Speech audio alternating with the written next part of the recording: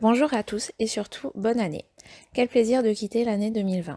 À présent, nous avons tous l'espoir d'un avenir meilleur. Comme chaque nouvelle année, des changements sont attendus et aujourd'hui, chanceux que vous êtes, vous allez découvrir ces changements Made in 2021. Premier changement, un nouveau plafond de la sécurité sociale. Le plafond mensuel de la sécurité sociale 2021 est de 3 428 euros. Si ce chiffre vous parle, c'est bien parce qu'il s'agit du même montant que 2020, situation très rare qui ne s'était pas produite depuis 1957. Il est normalement revalorisé chaque année au 1er janvier en fonction de l'évolution du salaire moyen par tête. Or, en 2020, le recours au chômage partiel a été massif et les indemnités allouées aux salariés ne constituent pas un élément de la masse salariale. Suivant le calcul, le salaire moyen par tête devrait donc évoluer négativement, c'est-à-dire moins 5,7% en 2020. En toute logique, le PPS devrait donc baisser en 2021. Le SMIC horaire. À partir du 1er janvier 2021, le salaire minimum interprofessionnel de croissance, le SMIC, va être revalorisé de 0,99% contre 1,2% au 1er janvier 2020. Le nouveau montant du SMIC brut horaire sera donc porté à 10,25 € au 1er janvier 2021 contre 10,15 € depuis le 1er janvier 2020, soit 1554,58 € mensuels sur la base de la durée légale du travail de 35 heures hebdomadaires. La revalorisation du SMIC horaire modifie par conséquent les valeurs minimales applicables à compter du 1er janvier 2021 pour les rémunérations des contrats d'apprentissage et de professionnalisation. Sauf disposition plus favorable, la loi impose une rémunération déterminée pour tout contrat en alternance avec un pourcentage déterminé sur le SMIC. Le minimum garanti reste à 3,65 €, donc inchangé pour 2021.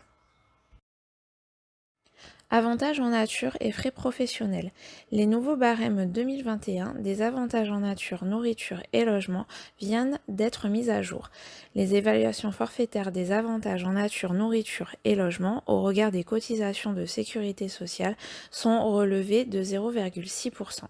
Ainsi, l'évaluation forfaitaire de l'avantage nourriture est portée à 4,95 € par repas, soit 9,90 € par journée,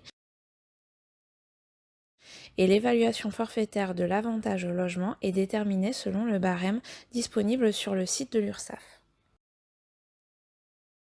Réduction des cotisations sociales. Le taux de la réduction Fillon est modifié à compter du 1er janvier 2021. Ce changement concerne le taux d'accident du travail à prendre en compte pour le calcul du coefficient maximum. Le décret publié au JO du 29 décembre 2020 modifie les valeurs maximales du coefficient C, le taux d'imputation des cotisations AT-MP passant de 0,69% à 0,70%. Les valeurs maximales s'appliquent donc à compter des périodes d'emploi de janvier 2021.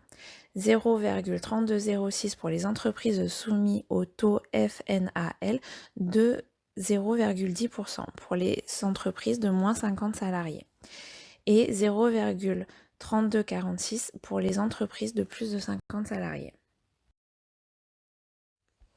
La réduction loi TEPA. La loi TEPA, loi sur le travail, l'emploi et le pouvoir d'achat, ou paquet fiscal, influe sur le traitement des payes. Instaurée en octobre 2007, la loi TEPA a introduit une défiscalisation des heures supplémentaires ou complémentaires dans le but d'augmenter le pouvoir d'achat des salariés.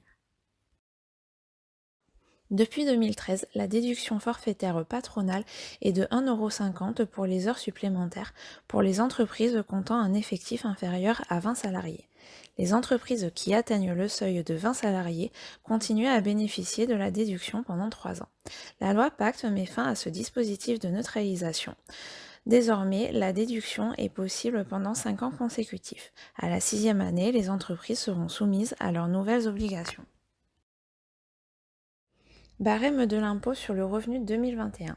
Les taux de prélèvement à la source appliqués depuis janvier 2020 se basent sur ce nouveau barème 2021 afin que la baisse de l'impôt sur le revenu de 5 milliards d'euros soit effective dès le début de l'année. Le barème de l'impôt 2021 sur les revenus 2020 est revalorisé sur la base d'une inflation de 0,2%. De janvier au 31 août 2021, le taux de prélèvement à la source appliqué est celui calculé sur les revenus de 2019. Ce taux doit être appliqué en tenant compte du barème fiscal 2021. De avril à mai 2021, nous allons déclarer les revenus 2020 permettant de calculer le nouveau taux de prélèvement à la source. Enfin, à partir du 1er janvier 2021, nous allons appliquer le nouveau taux de prélèvement à la source sur les fiches de paye calculées sur les revenus 2020. Nouveauté dans la DSN 2021, le taux de cotisation accident du travail et maladie professionnelle. Sachez que la mise à jour de la DSN 2021 est intervenue le 1er janvier 2021. Les changements à venir se feront autour de différents sujets tels que le taux AT-MP ou encore la liste des organismes destinataires. La notification dématérialisée du taux de cotisation d'accident du travail et maladie professionnelle est obligatoire pour les entreprises de plus de 149 salariés depuis le 1er janvier 2020. Depuis le 1er janvier 2021, elle devient obligatoire pour les entreprises de 10 salariés minimum. De ce fait, il est donc primordial pour ces entreprises de s'affilier au service de dématérialisation de la notification AT-MP. Autre nouveauté dans la DSN 2021, l'emploi des travailleurs handicapés. Depuis le 1er janvier 2020, les salariés ayant le statut de travailleur handicapé, la DOETH, sont déclarés de manière mensuelle dans la DSN. Les entreprises de 20 salariés et plus devront réaliser une déclaration annuelle et payer sous certaines conditions leurs contributions. Afin de permettre aux entreprises de s'adapter à ces nouvelles mesures, la DOETH, au titre de 2020, qui devait être déclarée initialement en mars 2021, sera reportée à la DSN du mois de mai 2021. Enfin, d'autres mesures sont à prendre en compte pour l'année 2021, telles que la prolongation d'exonération liée à certaines zones géographiques. Nous avons le dispositif ZRR, zone de revitalisation rurale, qui est prolongé jusqu'au 31 décembre 2022, et le dispositif BRR, bassin d'emploi à redynamiser, où la date d'implantation est repoussée au 31 décembre 2022. Concernant les frais de transport au domicile-lieu de travail, la limite d'exonération est portée à 500 €.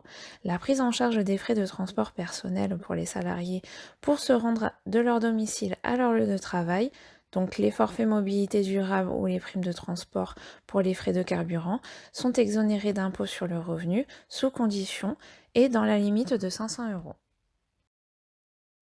Enfin, nous avons les nouveaux amendements unilatéraux de l'employeur, la loi Pacte. À partir de 2021, la loi prévoit d'appliquer le taux de forfait social de 10% à ces nouveaux amendements unilatéraux.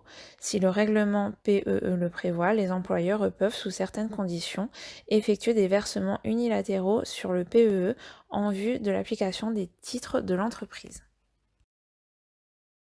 Voilà pour ce petit résumé. Encore une fois, bonne année 2021. Nous vous souhaitons l'amour, la santé et la réussite. Mais concernant ce dernier point, nous ne doutons pas de votre succès si vous avez été concentré durant cette vidéo. À bientôt.